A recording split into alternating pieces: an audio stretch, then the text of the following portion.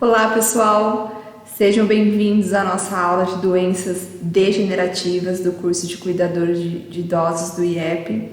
Meu nome é Camila, eu sou enfermeira e hoje a gente vai abordar esse tema.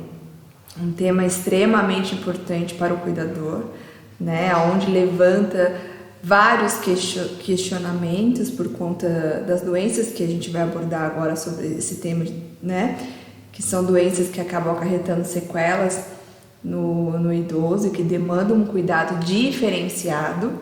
Então, sejam bem-vindos. Eu vou iniciar a nossa aula falando uma frase para a gente poder pensar. Existem doenças incuráveis, porém não existem doenças intratáveis.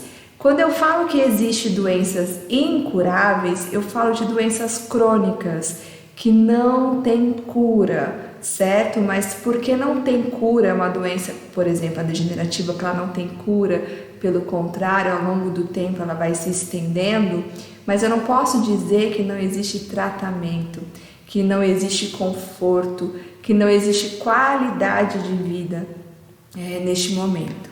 Então é importante a gente sempre pensar nisso. Quando se deparar com uma doença incurável, com uma doença crônica, que eu sei que não tem cura, não posso pensar que não tem mais nada para fazer. Pelo contrário, tem muito o que fazer. Tem tratamento, tem conforto, tem cuidado a ser prestado, que isso pode trazer uma qualidade de vida para o paciente ou para o idoso. Então, o que são doenças degenerativas? Eu acredito que você já deve ter pensado muitas vezes, né? Ou já conhece algumas doenças e não sabe que ela entra dentro das doenças degenerativas. Vamos entender um pouquinho, iniciar para entender o que é. O que é esse tipo de doença? A gente pode dizer que as doenças degenerativas são doenças que levam a uma lesão gradual, né, no tecido de caráter irreversível e evolutivo.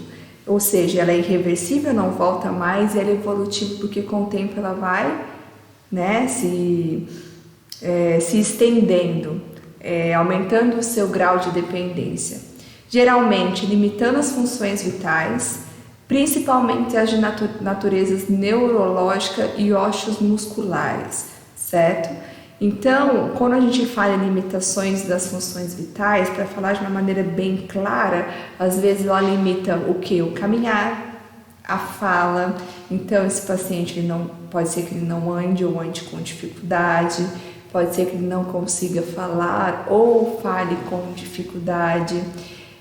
Pode ser que ele não consiga mais deglutir, comer e precisa utilizar outros dispositivos, por exemplo, como a sonda, né? Que é a sonda nasointeral, onde a gente introduz uma sonda pela narina do paciente que vai até a primeira porção do intestino, que é o duodeno, que é a forma de alimentação desse paciente, né? Ou seja, esse paciente ele pode ficar acamado ou pode ter lesões nas funções vitais neurológicas, aonde pode vir demência, né, confusão, o Alzheimer, que a gente vai falar um pouquinho mais para frente.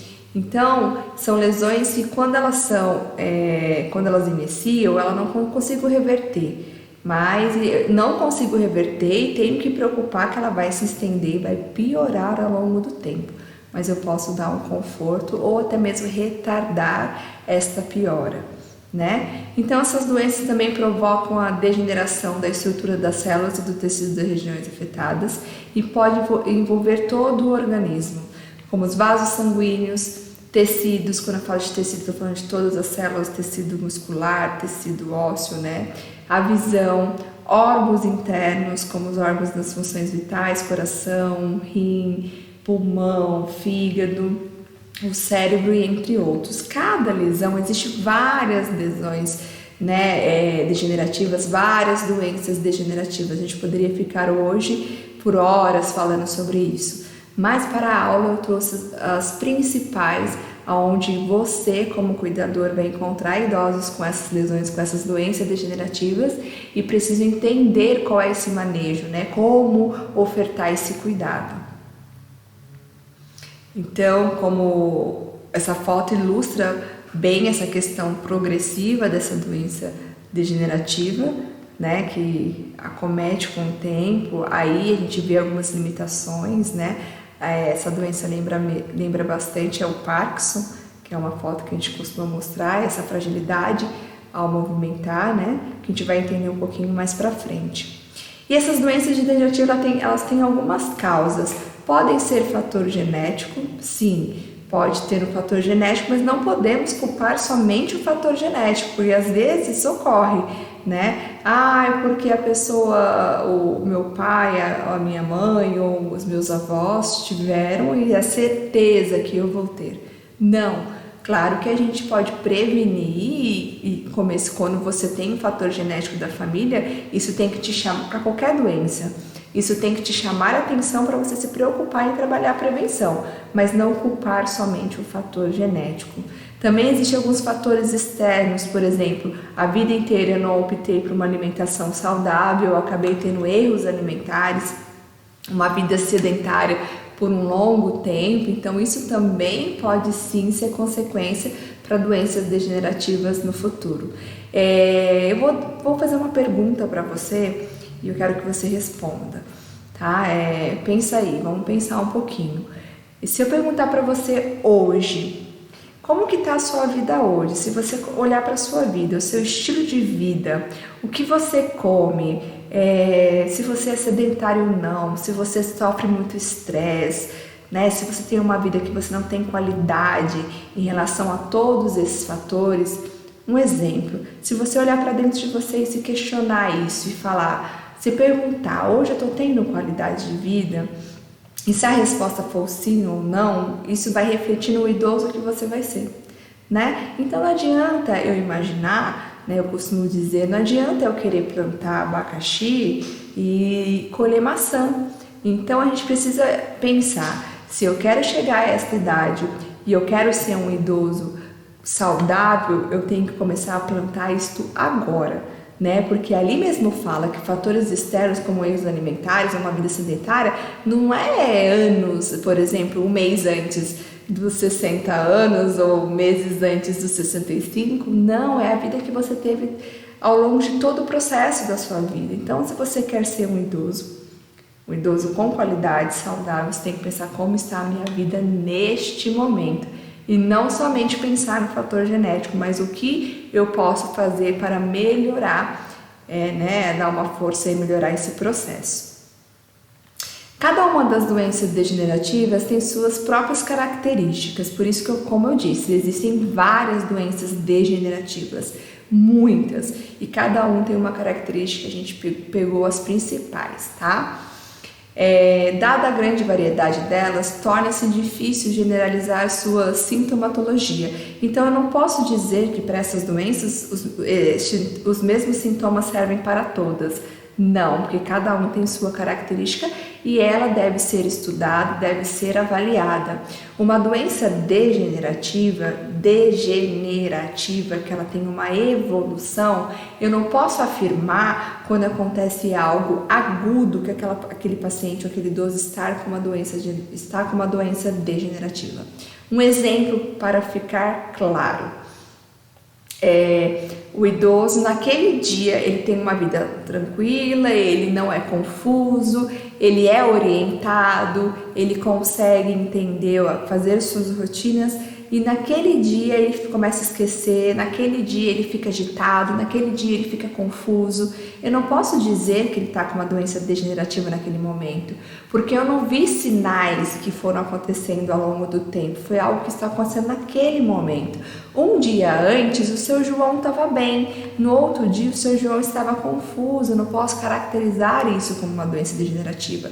Eu posso pensar que isso é algo agudo, coisas que acometem no idoso, que pode levar a períodos de confusão, o idoso fica agitado. Um exemplo, só para você entender, por exemplo, infecção. A infecção no idoso torna ele às vezes agitado, confuso. Então, uma infecção, se eu curar essa infecção, entrar com antimicrobiano, né, e o paciente ele curou, ele vai passar dessa fase de agitação, essa fase de confusão, essa fase de delírio, essa fase de sonolência. Então eu não posso dizer que isso é uma doença degenerativa.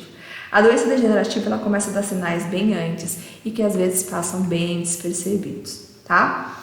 Contudo, a maioria compartilha o fato de conduzir à destruição de um tipo específico de célula e de serem incuráveis. Então, elas não podem ser comparadas a sintomatologias, ou seja, de forma clara, os sintomas não podem ser comparados. Porém, a gente pode dizer que toda doença degenerativa tem uma lesão de uma célula específica e é uma lesão incurável, tá? Uma das doenças que eu trouxe importante para você como cuidador é a doença de Alzheimer, Parkinson, esclerose múltipla. Garanto que em algum momento da sua vida você já ouviu falar dessas doenças. E isso é extremamente importante no curso de cuidador, porque normalmente essas doenças elas acometem o cotidiano, o dia a dia do idoso. Então a gente tem que se preocupar com isso, como eu vou ajustar esse dia a dia, como eu vou ajustar essa rotina, porque são doenças que normalmente elas levam a sequelas importantes, né? As sequelas importantes como falar, comer, caminhar. Esse idoso vai ficar dependente de banho, dependente de alimentação, dependente de cuidados mesmo específicos. Então, o cuidador precisa ter atenção a esse tipo de doenças degenerativas. Uma frase aqui que chega a ser até engraçada, né? Se pudesse escolher entre o Parkinson e Alzheimer, se eu perguntar para você, se você tiver que ter, né, uma das duas, qual você escolheria, o Parkinson ou o Alzheimer? Daí a resposta é Parkinson, meu filho. Prefiro derramar metade da cerveja do que esquecer de guardar onde eu guardei a garrafa. É verdade, né? Porque essa brincadeira a gente leva a essas doenças. O Parkinson, a pessoa não tem controle dos seus movimentos. E o Alzheimer, ela esquece. Então, nessa frase, só para descontrair, ela prefere esquecer, na verdade, né, derramar um pouquinho, mais beber do que esquecer onde guardou a garrafa de cerveja. Quem sabe a gente não pode escolher, né, o que ter no futuro. Acho que não. As doenças degenerativas ocorrem mais com frequência em adultos e idosos e é muito raro entre os jovens e crianças, tá? Não posso dizer que não exista, mas é muito raro, isso não é comum. Então, a população que atinge é adultos e idosos. Se eu for fazer uma amostragem dessa população de adultos e idosos, eu considero a maior população os idosos. Nela, os órgãos comprometidos passam a funcionar mal ou param totalmente de funcionar e são levados ao definhamento. Eles vão definhando, eles vão morrendo, né, a estrutura, vão criando lesões, necrose nessa estrutura e vão perdendo as suas funções. Para isso, é importante eu entender um pouquinho sobre o nosso cérebro, principalmente essas doenças que nós vamos falar aqui hoje, né? O nosso cérebro hoje é o nosso manda-chuva, vamos dizer aqui, assim, é o que comanda o nosso corpo e é muito perfeito como ele funciona. Por nível de curiosidade mesmo, para vocês, um exemplo que eu gosto muito de falar, às vezes a gente não percebe, mas na nossa pele a gente tem termorreceptores. O que é isso, Camila? Não só termorreceptores, como outros receptores. Para quem não sabe, a nossa pele, né, ela é considerada o maior órgão do nosso corpo. Ela é responsável por várias funções importantes. Por exemplo, em proteger a gente do calor ou do frio. Ela é responsável por proteger a gente de micro-organismos, de fatores extras como micro-organismo. Ela é responsável por manter o nosso corpo hidratado, ela retém líquido e mantém o nosso corpo hidratado. Então a pele é responsável por várias coisas. Só que na nossa pele nós temos receptores. Quando eu uso a palavra receptores, eu uso a palavra de receber. São receptores que recebem informação interna. Um exemplo, eu acho que você nunca pensou nisso. Por que é importante eu sentir frio e por que é importante eu sentir calor? Já parou para perguntar? Por que é importante a gente sentir frio? Porque é importante a gente sentir calor.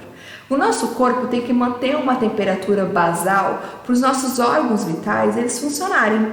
Então tem sim uma temperatura basal do nosso corpo que varia entre 35,6, 36,3, enfim.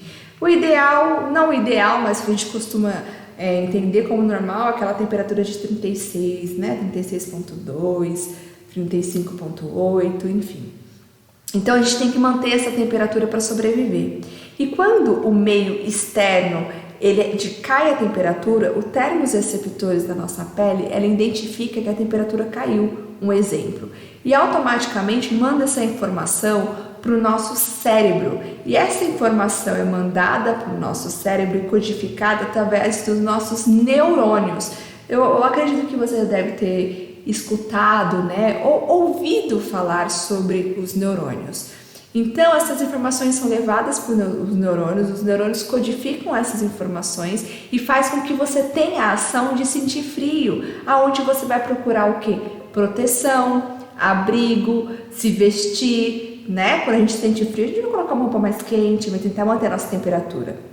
Isso acontece com o calor também. Quando eu tenho uma temperatura muito elevada, eu preciso manter a temperatura ideal, eu vou sentir calor, onde vai fazer eu transpirar, onde vai fazer eu usar roupas mais leves, eu poder ficar mais confortável. Então a nossa ação que nós temos entre o frio e o calor é importante e é segurança para o nosso corpo.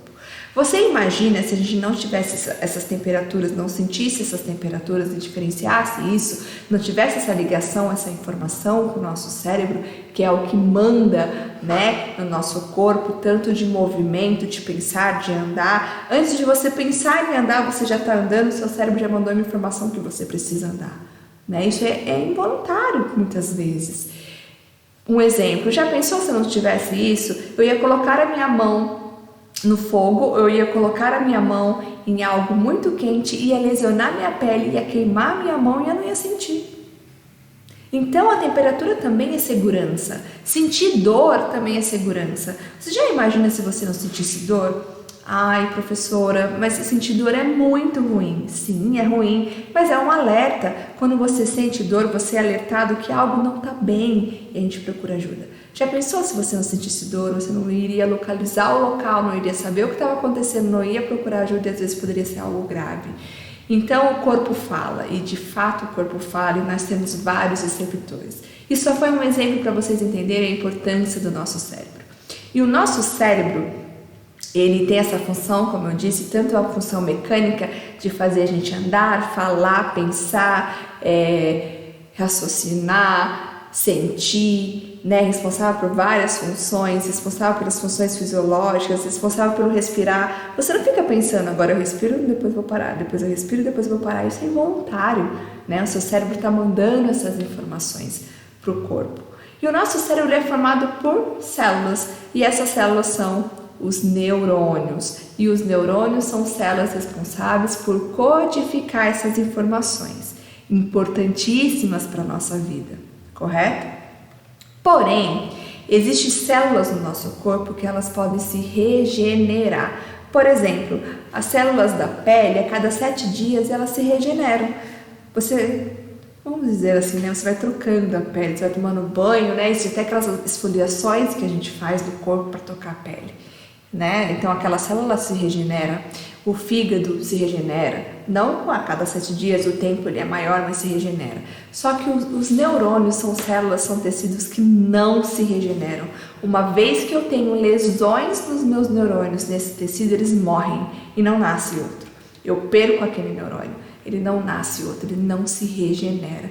Então essas lesões degenerativas são lesões principalmente de tecido que a gente vai estudar agora, dos neurônios, que eles acabam morrendo. Eu tenho uma lesão em alguma parte do meu cérebro e ela não se regenera. Então são lesões evolutivas, correto? As pessoas vivem em constante contato com o mundo. Nós temos contato com tudo, com o mundo a todo tempo, né? Com olfato, paladar, enfim. E como eu disse, para que esse contato seja interativo, precisamos ser capazes de receber informações enviadas pelo meio externo e entendê-las e responder às ações a elas. Foi o que eu falei no slide anterior. A gente tem contato com o mundo, com sensações, com olfato, paladar, tato, e tudo isso é codificado pelo nosso cérebro, né? O responsável pela essa decodificação das informações é o cérebro, através dessa célula maravilhosa, importantíssima, que às vezes a gente nem pensa nela, que é os neurônios. Nosso cérebro é formado por bilhões de células, como eu já disse, que são chamadas de neurônios.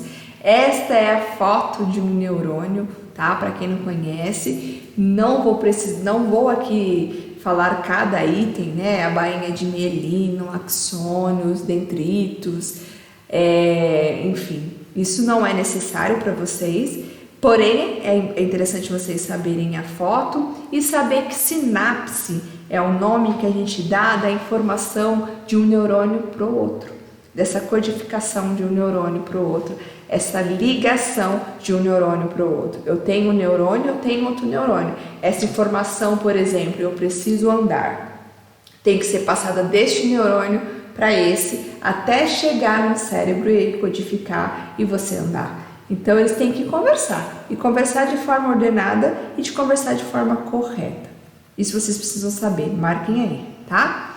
O número de neurônios é determinado quando nascemos, pois eles não são capazes de se reproduzir. O neurônio não se reproduz e quando morre também ele não se regenera, né? E como eu já disse, quando morre não se regenera, então não são substituídos por outras células do organismo. Os neurônios estão interligados, formando várias redes entre eles de comunicação. Como eu disse para vocês gravarem, a sinapse é o local de contato entre os neurônios, que ocorre essa transmissão desse impulso nervoso de uma célula para outra, gerando informação. Camila, por que eu preciso guardar isso? Porque muitas doenças degenerativas, a falha está nessa bioquímica de uma ligação de um neurônio com o outro. Ele não consegue se comunicar por fatores bioquímicos, porque quando o neurônio conversa com o outro, a gente tem alguns hormônios que trabalham ali para ajudar essa comunicação, certo? E se essa comunicação não está funcionando, ele não vai conseguir transmitir a mensagem. Vamos pensar assim de forma didática. Vamos imaginar que eu tenho um celular e tenho outro celular. Eu preciso conversar com outra pessoa no celular pelo WhatsApp, certo? O celular é um neurônio, outro celular é um neurônio. Só que para conversar pelo WhatsApp um com o outro, eu preciso do quê? De internet. Se eu não tiver esse meio de comunicação que é a internet, eu não vou conseguir mandar mensagem, eu não vou conseguir falar pelo WhatsApp e passar a minha mensagem, o meu recado. Então seria isso. Eu tenho um neurônio, eu tenho outro neurônio, mas às vezes eu não tenho essa bioquímica, né, dessa comunicação por esse hormônio, por alguma falta desse hormônio, por vários fatores que nós vamos destrinchar isso em cada doença. Aqui a gente tem uma foto, tá, de uma ação do nosso cérebro, ou seja, cada parte do nosso cérebro, por questão de conhecimento também, cada parte do nosso cérebro ela é responsável por codificar certas informações. Um exemplo, uma parte do cérebro é responsável por codificar os pensamentos, por guardar memórias passadas. Outra parte do cérebro é responsável em codificar o movimento, o andar. A outra parte do cérebro é responsável em codificar o falar. A outra parte do cérebro é responsável em codificar as sensações do organismo, respirar, as necessidades fisiológicas, né? A contração da bexiga, a liberação da urina, enfim. Cada parte é responsável por algo e dependendo da onde eu tenho essa lesão, isso vai atingir no organismo. Então essas são imagens que a gente consegue ver as funções no cérebro. Por isso que algumas doenças degenerativas o médico pede esses exames de imagem, como ressonância, né? Onde ele consegue ver o movimento dessas informações no cérebro e aonde naquele local eu tenho lesões. E aonde eu tenho lesões, automaticamente vai ser aonde isso vai aparecer no nosso organismo. Uma coisa que falam muito é verdade, né? Por exemplo, o AVC. O AVC é outra doença, também está entre as doenças degenerativas, que não tem cura, mas os fatores dela são fatores que também podem ser preventivos, mas não vamos falar dela aqui hoje. Mas, por exemplo, o AVC, né? O acidente vascular cerebral, também costuma dizer o AVE, acidente vascular encefálico. Dependendo da onde, já ouviram falar? Se a lesão é do lado direito, a pessoa perde os movimentos do lado esquerdo, né? Ou se a lesão é do lado esquerdo, ela perde o movimento do lado direito. Isso de fato é verdade, porque o cérebro é dividido por essas partes, né? E tem essas ligações. certo? Espero que vocês tenham entendido até aqui e gravem essas coisas importantes do nosso cérebro, que ele é formado por neurônios, que ele faz sinapse, que a sinapse nada mais do que a comunicação de um neurônio com o outro, e uma das doenças degenerativas pode ser essa falta dessa comunicação, que doenças degenerativas são doenças que não têm cura, mas tem tratamento, que são doenças que eu tenho lesões em tecidos irreversíveis. Então isso é importante vocês saberem até aqui, certo?